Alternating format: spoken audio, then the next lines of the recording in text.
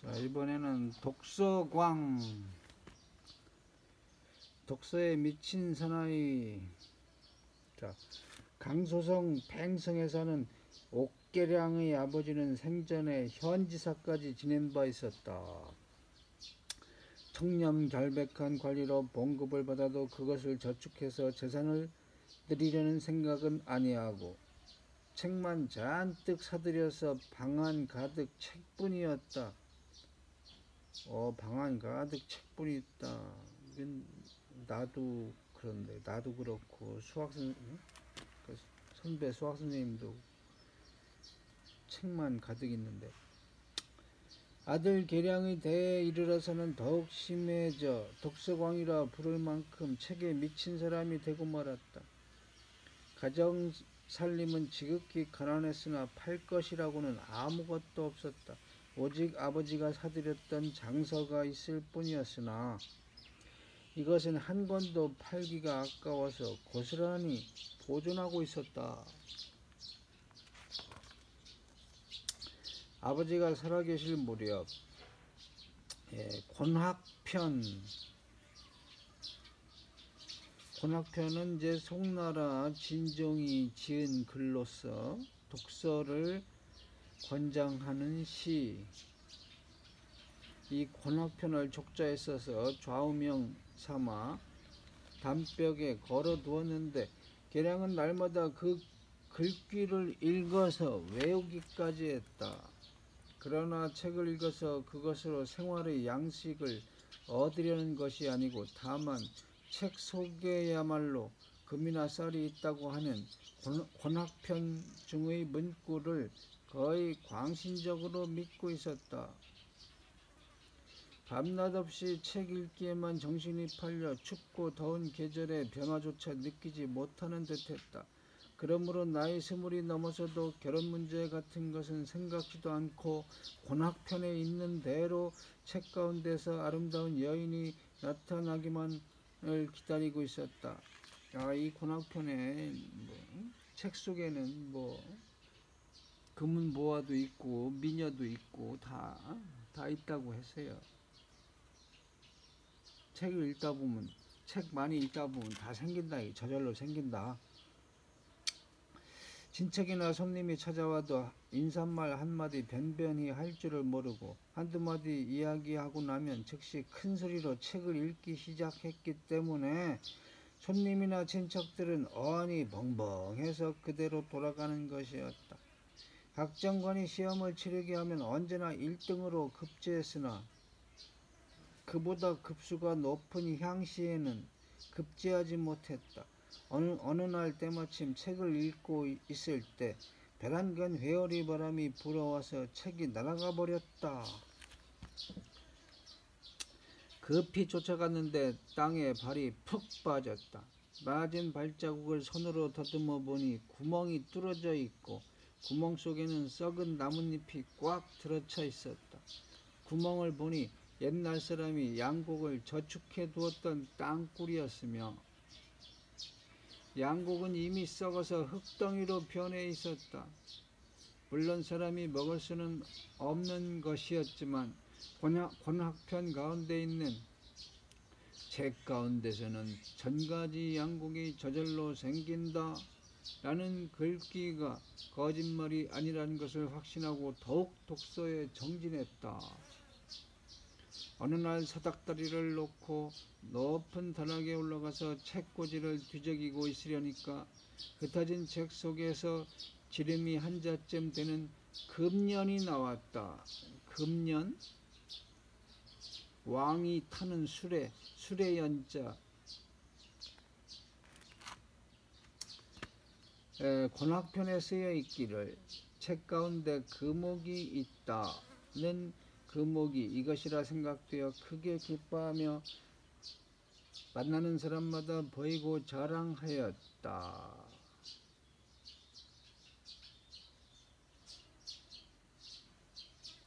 그런데 그 금은 순금이 아니라 도금한 것임이 드러나 마음속으로 옛날 사람이 자기를 희롱한 것이 아닌가 하여 원망스럽기도 했다. 얼마 후 아버지와 같은 해에 시험에 급제한 도태의 위치에 있는 사람이 있었는데, 이 도태란 지사보다 높은 관리래요. 그는 독실한 불교 신자였기 때문에 금년을 그 사람에게 보내어 불상을 모셔두는 받침대로 쓰게 하도록 권하는 사람이 있었다. 계량이 그 말대로 하였더니 도태는 크게 기뻐하며 금 300냥과 말 2피를 담례로 계량에게 보내왔다. 계량은 기쁨을 못 이겨 권학편에 책 가운데는 금옥이 있고 마차가 있다고 쓴 것이 틀림없는 사실이라 믿고 더욱 독서에 힘썼다. 그러나 계량의 나이 이미 30이 넘었다. 사람들이 결혼 이야기를 끄집어내기만 하면 책 속에야말로 옥처럼 아름다운 미인이 있는 것이니까 나는 아내가 없어도 염려하지 않는다 고 말하는 것이었다. 그로부터 3년을 더 계속 공부했으나 과거 시험에는 항상 낙제만 하기 때문에 사람들은 그를 비웃었다. 마침 그 무렵 하늘의 직녀가 살짝 달아나서 인간 세계에 내려왔다는 소문이 세상에 떠들썩했는데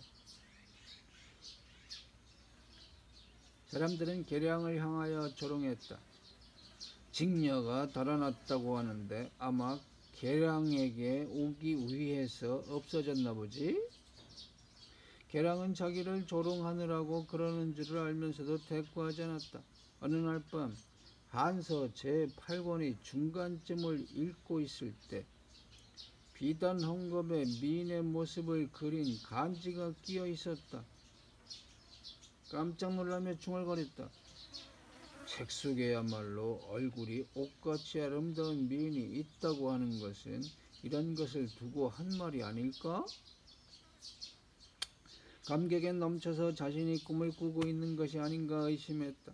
그 미인을 자세히 바라보고 있으려니까 얼굴이 마치 살아있는 사람을 보는 듯했다. 그리고 그 뒷면에는 간신히 읽을 수 있는 작은 글자로 직녀, 배짤직, 계집녀 라고 쓰여져 있으므로 참으로 이상한 일도 있다고 생각했다. 날마다 그것을 책 위에 놓고 실증내는 일도 없이 바라보며 침식을 잊을 정도였다. 그러던 어느 날 그 그림을 자세히 들여다보고 있으려니까 미인이 허리를 구부려서 몸을 일으키며 그대로 책 위에 앉아서 방긋 웃는 것이었다. 계량은 깜짝 놀라서 책상 아래 엎드려 절을 했다. 이윽고 일어나자 미인은 키가 한 자가량이나 커졌다. 더욱더 놀라서 다시 머리를 조아렸다. 그러자 미인이 책상 아래로 내려섰다. 그 모습은 절세의 미인이었으므로 엎드려 절하며 어떤 신령님이십니까? 하고 묻자 미인이 웃으면서 대답했다. 저희 성은 안이었고 안 얼굴 한자 이름은 여옥이라 합니다.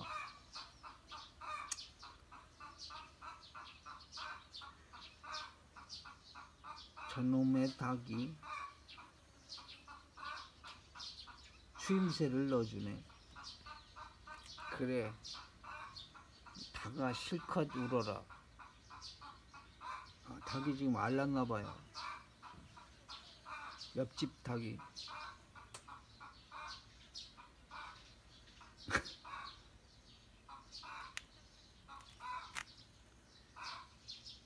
여옥이라 합니다. 당신의 성함은 벌써부터 알고 있는 처지입니다. 항상 저 있는 곳을 찾아주시기 때문에 한번 와 배웁지 않으면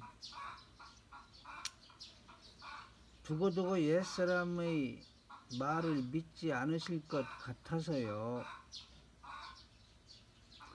계량은 기쁨을 못 이겨 마침내 한방에서 침식을 같이 하기로 했다. 부부 생활을 하게 되자 다정다감한 애정은 더욱 깊어갔으나 육체적 관계에 대해서는 계량은 아무것도 아는 바가 없었다. 언제나 독서할 때는 반드시 여옥을 옆에 앉아있게 하였다. 계량이 지나치게 책 읽기에만 파묻히자 마침내 여옥이 말했다. 당신이 시험에 급제하지 못하는 것은 소경이 경을 외우듯 그저 읽기만 하기 때문입니다. 봄 가을의 시험에 급제한 사람들을 보십시오. 당신처럼 읽기만 하고 있는 사람이 몇 사람이나 있겠어요. 만약 제가 말하는 것을 안 들어주신다면 저는 돌아가 버리고 말겠어요. 이렇게 여옥의 강경한 의견에 부딪히자 계량도 할 수 없이 얼마 동안은 그대로 했다.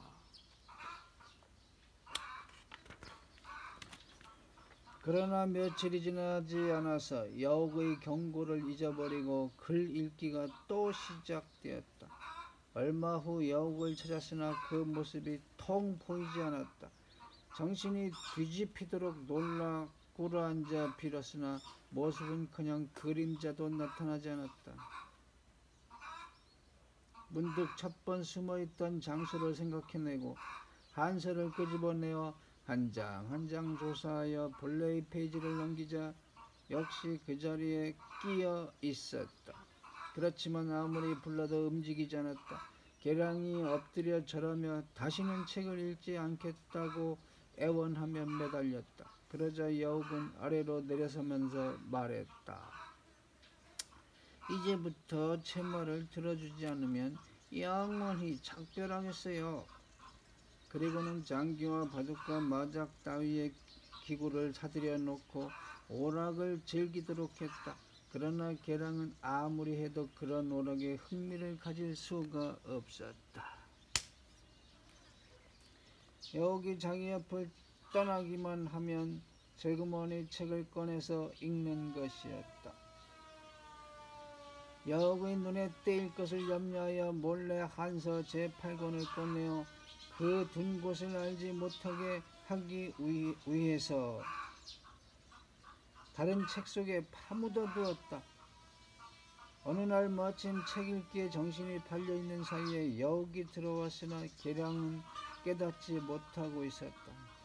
등 뒤에 인기척을 느끼고서야 당황해서 책을 숨겼으나 그때는 벌써 여옥의 모습이 보이지 않았다. 놀람과 두려움이 범벅이 되어 이 책, 저 책을 손에 닥치는 대로 뒤적거려 보았으나 아무리 해도 행방을 알 수가 없었다. 끝내는 한서 제8권 속에서 여옥의 모습을 발견할 수가 있었다. 페이지 수도 바로 그곳이었다. 그러므로 다시 절하고 빌며 이제부터는 절대로 책을 읽지 않겠다고 맹세했다. 여옥은 그제야 나와서 계량과 바둑을 두었으나 사흘 동안에 바둑을 잘 두도록 연구하지 못하면 저는 다시 사라지겠습니다 하고 말하는 것이었다. 그로부터 사흘이 지나자 계량은 여옥과 대국하여 이목을 이기게 되었다. 여옥은 크게 기뻐하며 이번에는 그에게 검은 고를 내어주며 닷새 안에 한 곡을 훌륭하게 탈 수 있도록 하라고 요구했다. 계량은 전심전력 모든 것을 다 잊어버리고 검은 고 타기에만 열중했다. 그러는 중에 점점 손끝이 놓이는 것과 동시에 리듬의 장단이 맞아서 그다지 힘들이지 않고도 검은 고를 탈 수 있게 되었다. 여옥은 날마다 계량에게 오락으로 시간을 보내도록 힘썼기 때문에 계량은 마침내 독서하는 버릇을 점점 잊어버렸다. 여옥은 또 그에게 사회에 나가서 사람들과 교제하기를 권했다. 그 때문에 계량은 누구와 대하든지 구김살 없이 이야기하는 사나이라고 갑자기 평판이 높아졌다. 여옥은 그제야 당신은 이제 시험을 치르러 가셔도 좋습니다 하고 말했다. 계량은 어느 날 밤 여옥에게 대체 부부가 함께 살면 어린애가 태어나는 법인데 지금 우리들은 같이 산 지가 퍽 오래되었는데 어째서 어린애가 생기지 않는 것일까? 하고 물었다. 그녀는 웃으면서 대답했다. 당신이 매일같이 책만 읽고 있는 것을 저는 아무 소득도 없는 일이라고 말씀드렸지 않았어요. 부부간에 할 일도 아직 모르고 계시니 더 말해 무엇하겠어요. 당신은 저와 밤에 잠자리 공부를 해야 해요. 계랑은 놀라서 물었다. 어떤 공부 말이요? 여우는 웃기만 하며 대답하지 않았으나 이윽고 밤이 되자 그를 맞이하여 부부의 애정 교류 방법을 가르쳐 주었다. 계량은 한없이 즐거웠다. 그리고 말했다. 나는 부부의 즐거움이 입으로는 다 말할 수 없이 즐겁다는 것을 지금에야 알았어. 그리고 만나는 사람마다 붙들고 그 사실을 이야기했으므로 바보 같은 그 모습에 입을 가리고 웃지 않는 사람이 없었다. 여욱이 그러한 사실을 알고 나무라니 계랑은 천연스럽게 세상의 눈을 피하여 밀통이나 하는 것 같으면 사람들에게 말해서는 안 되겠지만 떳떳한 부부간의 재미나는 이야기는 누구에게나 다 있는 것인데 이야기해서 안 될 것이 어디 있어 하고 도리어 큰 소리를 쳤다. 그로부터 9달이 지나자 여욱은 아들을 낳았다. 유모를 택해서 그 아들을 키웠으나 어느 날 여욱은 계랑에게 말했다. 저는 당신과 부부가 된 지 이미 2년이 지났으며 이제는 어린애를 낳기도 했으니 작별해도 좋을 때가 왔다고 생각합니다. 지나치게 오래 살면 당신에게 재난을 끼칠까 염려가 되므로 지금 헤어져야겠습니다. 계랑은 이 말을 듣자 울며 불며 엎드려서 일어나지도 않고 말했다. 당신은 저 어린애 생각도 안 하는 거요. 여욱도 무척 괴로운 표정이었으나 잠시 후 말을 계속했다. 굳이 저를 붙들어 두시려면 방 안에 있는 책 전부를 없애주세요. 계랑이 대답했다. 그것은 당신의 고향이 아니오. 그리고 또 나의 생명이고 어째서 그런 말을 하는 것이오. 그녀는 억지로 강권하지는 않았으나 저는 제 운명을 알고 있습니다. 그렇기 때문에 미리 말씀드리려고 하는 것뿐이에요. 하고 말했다.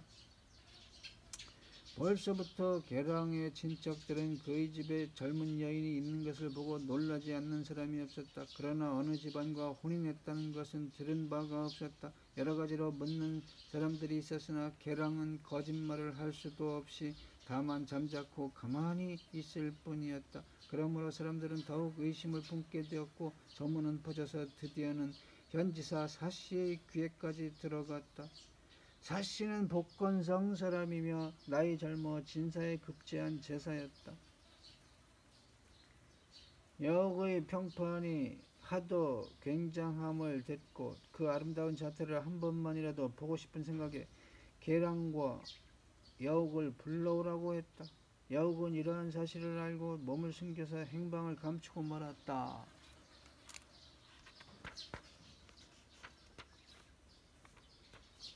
지사는 경로하여 계랑을 체포하여 수재의 계급을 박탈하고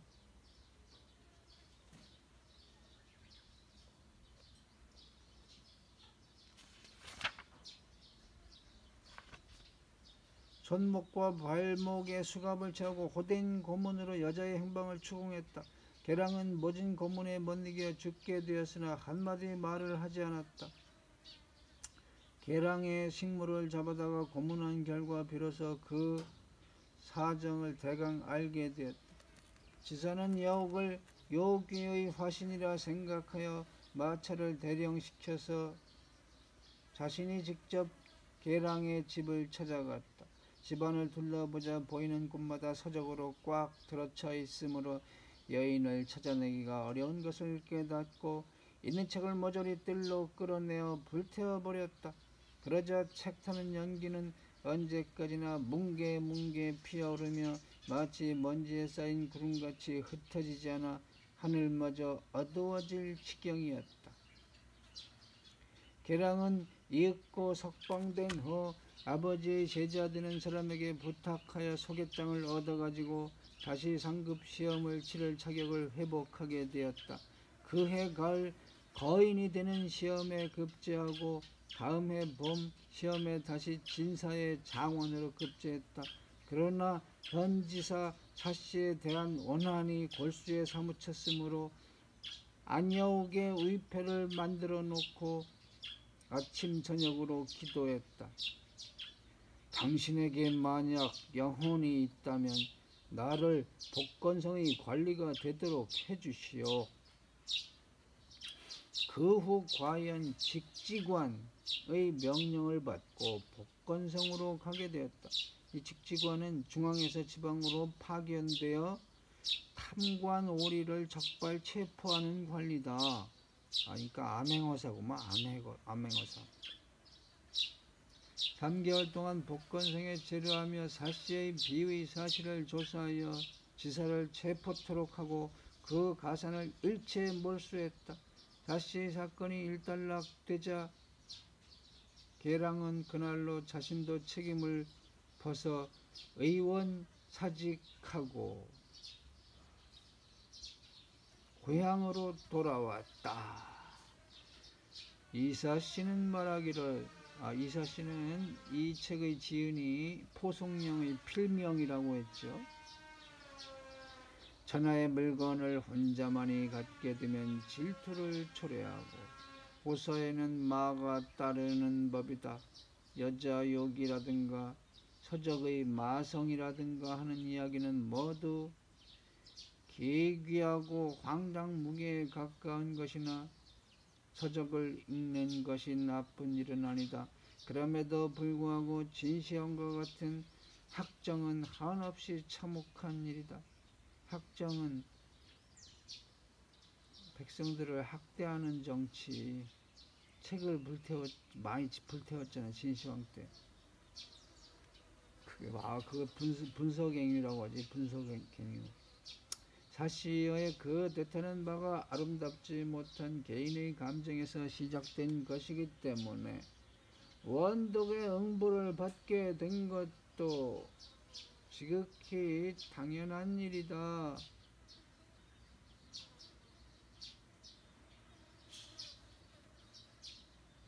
원독, 원망의 독독자, 원망을 원자. 어찌 기괴한 일이라고만 할 수 있을 것이냐. 자, 여기까지입니다.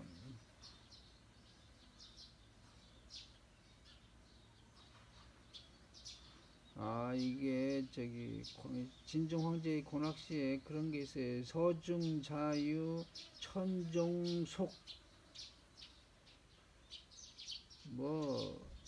곡식 있는 대로 다 있다. 이게 책 속에 온갖 먹을 거 다 있다. 책 열심히 읽는 사람이 다 부자 되고 성공하죠. 자, 이상.